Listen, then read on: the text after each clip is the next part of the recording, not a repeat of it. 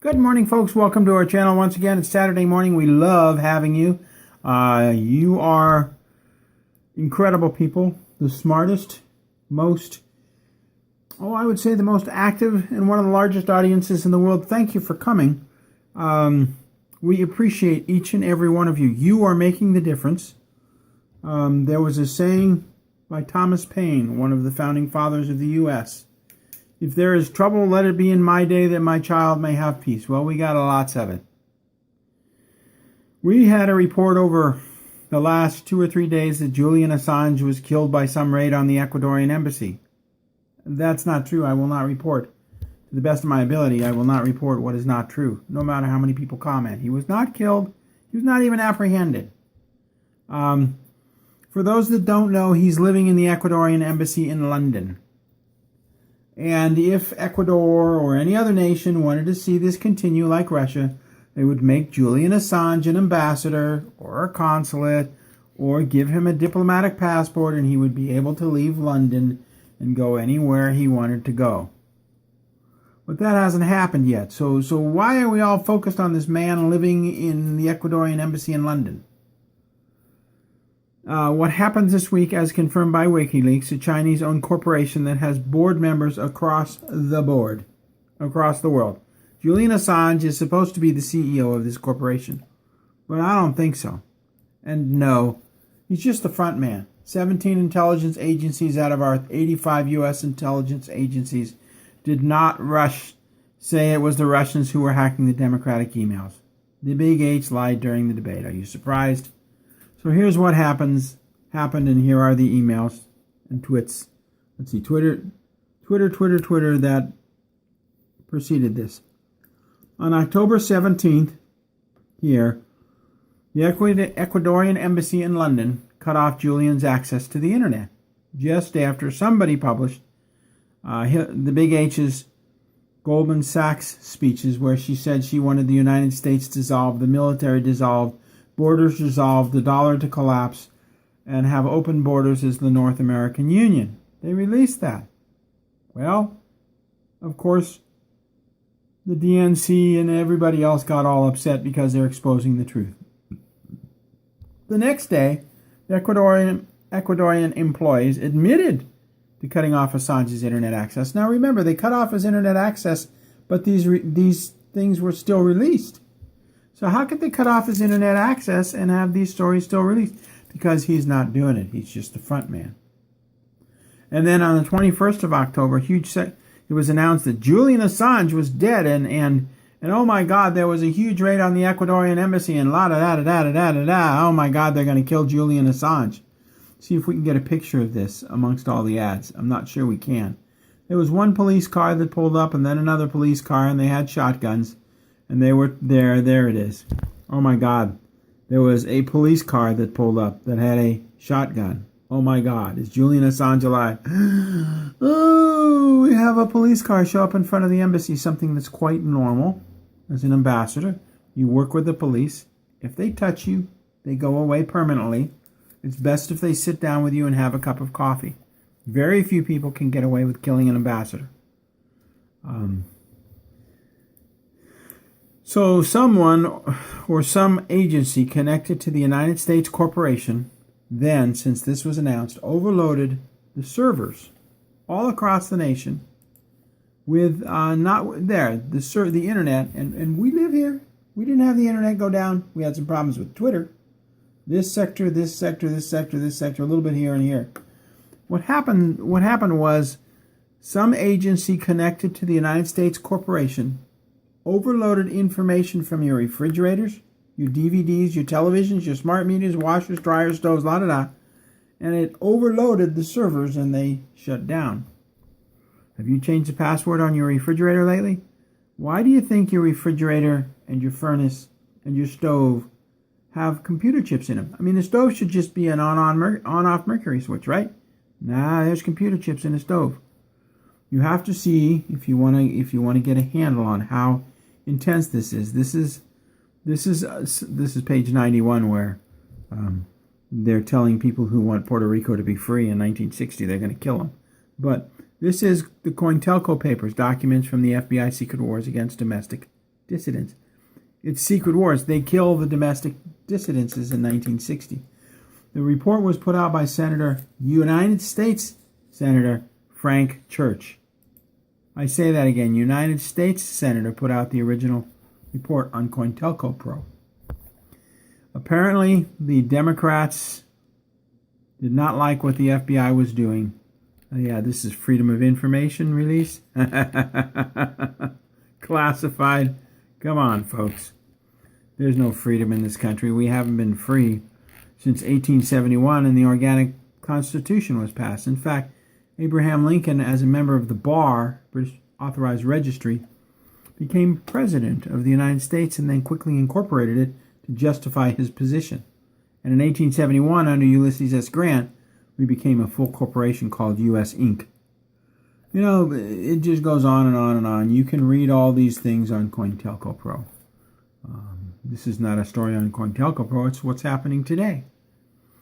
So, have you changed the password on your refrigerator lately? Probably not, so they have access to it.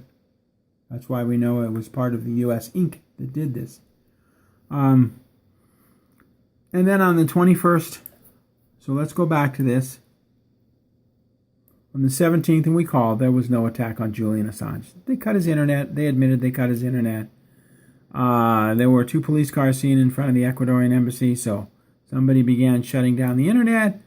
Julian announced on WikiLeaks that he was alive and well, and almost instantly all of the televisions and refrigerators and DVD players stopped overloading the servers.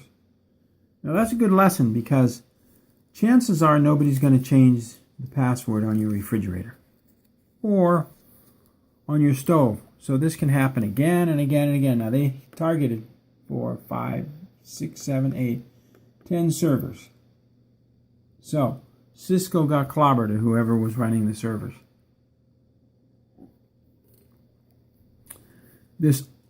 That's how it happened.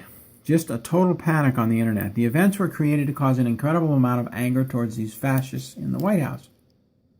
If you fear or are angry, they can control you with frequencies. A good example of this fear-mongering, a good example, I'm not sure we can pull the story up because it's sort of been blocked, but that's okay. Tweet bragging about ripping up Trump ballots turns out to be false. Yeah, that's because this was put out by Snopes. A tweet: I love working at the post office, Ohio, and ripping up absentee ballots that vote for Trump. Now there's a marker on here, and on the email, and they can find the individual in Ohio that's doing this. This was put out 7 days ago, and it caused, absolute panic across the internet. Anger, fear, hate. There's no doubt that that's true, that somebody in the post office is ripping up the tweets. I hope you get fired, and then all the anger starts. Doubtful that this post office employee will ever get disciplined or fired. Very doubtful. Ripping up mail is no longer an offense. I learned that when I traveled overseas and found out it was the U.S. Post Office that steals everything before it goes overseas. The foreign governments are cool. In the grand scheme of things, this makes little difference. They'll be stopped, but they won't be disciplined or fired.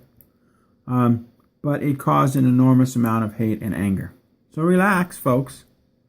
Sit back and pray that the voter fraud is exposed and then stopped. Okay, so the Secretary of State of Ohio authorized the counting of those 2 million ballots, all for Democrats, that they found in the warehouse that were fake. Yeah, they've already been counted. And they were counted 2 days ago. So we see the fascists moving ahead with voter fraud at full speed. What do you expect? They're fascists. This is what they do. They kill their enemies and harass their friends. Well, please keep in mind that George Soros, the old Nazi, and his birth date is wrong. He's much older than his birth date says. And his buddies own the voting machines in most states, and no doubt they're all rigged. And that the busing of minorities in New York City to vote multiple times will not be stopped by the New York City Chief of Police, because he's a paid-off Satanist. It's not going to happen. They're going to bus people around in a few short days, and they're going to vote and vote and vote and vote. What else is new? That's New York City. They're Satanists. They want to keep you angry and upset, not only to control you, but to feed off your anger. So, but also keep in mind that the Chinese own the voting results. And they want to be alive 6 months from now. And they want their companies paid off because they're not getting paid off right now. And there's only one candidate that can do that, presidential candidate, and they don't have an H in their name. So relax, take a powder. We'll just see what happens. You can only do what you can do. And if that's not good enough, oh well. As a side note, and this is meant as a side note, we're going to show you a picture that should stick with you. There's Michael Robinson, number 44, 1981, football player for Oregon State University. There she is with her two babies, is Barbara Bush, or George Bush Jr. And here she is with her hairy arms and her two, quote, babies, unquote, that sort of appeared at the same time. Kind of interesting. Mally and Sasha appeared at the same time. And there's Michelle's Adam's apple. Girls don't have Adam's apple. Ann Coulter is a boy. Michelle Obama is a boy. We're being run by some incredibly evil people who want to call it. Let's see if we can get back to that picture. There it is, my favorite picture. Number 44, 44th President of the United States is Barack Obama. 44 Kings of Israel. Michelle Obama was set up to be Oregon State University. Those letters are in red. Number 44. So things are not as they seem. They're all pretty much, I guess they're all just sort of handled. Take a powder. Let God handle it now. It's all been exposed. And his mother, Michael Robinson, his mother has been at the White House now for 8 years taking care of the two fake children of the Obamas. And as a result, the first grandmother, who is now 79 years old, will get a lifetime $160,000 a year government pension for care as a federal caretaker. I had no idea. If I took care of, a couple of kids for, 7, 8 years, I had no idea. You had no idea you could get $160,000 a year as a government pension, did you? But this story, she's 79. 79 years old. Probably isn't going to collect that $160,000 for very long because at 79, life expectancy is probably pretty short. But we do wish her a long life. And we wish her a very wonderful retirement. I want to thank you, folks, for coming here and having fun with us. Everything's been released. Everything. We need to give it back to God. We need to give all of this back to God, or it's going to eat us alive. And we go down here, we see things like this, and our blood pressure rises. Hillary Clinton. Rig the polls, doggone it. I love this one. This is my favorite. It may be the picture for the video from Winds and Landslide, November 9, 2016. I may post that. That's a funny one. New York Times, that's what they're saying is going to happen. And they even have the accompanying stories. It's just hilarious the way they did this. Anyway, we have the most powerful weapon on the planet, and that's prayer. 1 million of us unifying. Now, we know the hits are up because the comment sections are up. We know that we're getting enormous amounts of hits, and we appreciate each and every one of you.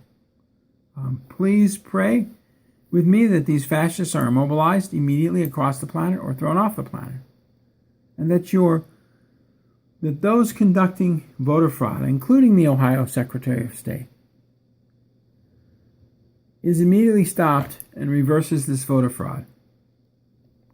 Pray that your families are ready for what's coming. We talk about food, water, toilet paper, ammunition. We use bear spray. Heat and communications with your neighbors.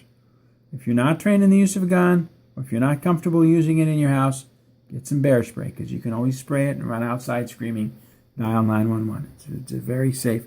It's called pepper spray. We have a pepper spray blaster that's good up to 12 feet, perfect in a household. It mobilizes everybody, including you, so you run outside screaming.